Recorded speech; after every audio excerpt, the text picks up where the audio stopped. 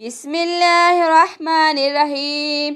حضرت ابن عمر رضی اللہ تعالیٰ عنہ سے روایت ہے کہ رسول اللہ صلی اللہ علیہ وآلہ وسلم جب اپنے بستر پر تشریف لاتے تو یہ دعا پڑھتے: ہر قسم کی تعریف اللہ کے لیے ہے جس نے مجھے کفایت کیا، مجھے مسکن عطا کیا، مجھے کھلایا پلایا، جس نے مجھ پر ان گنت انعام و احسان کیا، جس نے مجھے عطا فرمایا تو بہت عطا فرمایا، ہر حال میں اللہ کا شکر ہے۔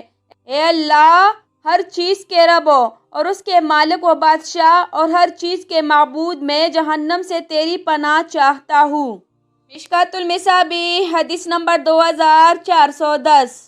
حضرت عبد الرحمن بن افضل رضی اللہ تعالیٰ عنہ بیان کرتے ہیں، رسول اللہ صلی اللہ علیہ وآلہ وسلم جب صبح کرتے تو یہ دعا کیا کرتے تھے: ہم نے فطرت اسلام، کلمہ اخلاص، اپنے نبی محمد صلی اللہ علیہ وآلہ وسلم کے دین اور اپنے باپ ابراہیم جو کہ یکسو تھے، مشرکین میں سے نہیں تھے، کہ ملت پر صبح کی۔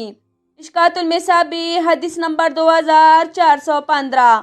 حضرت ابن عباس رضی اللہ تعالیٰ عنہ بیان کرتے ہیں، رسول اللہ صلی اللہ علیہ وآلہ وسلم نے فرمایا: اگر تم میں سے کوئی شخص اپنے اہلیہ زن و شو قائم کرنے سے پہلے یہ دعا پڑھ لے اللہ کے نام کے ساتھ: اے اللہ، ہمیں اور جو اولاد تو ہمیں عطا فرمائے اسے شیطان سے بچا، تو اگر اس وقت ان کے لیے بچہ مقدر کر دیا گیا تو شیطان اسے کبھی نقصان نہیں پہنچا سکتا۔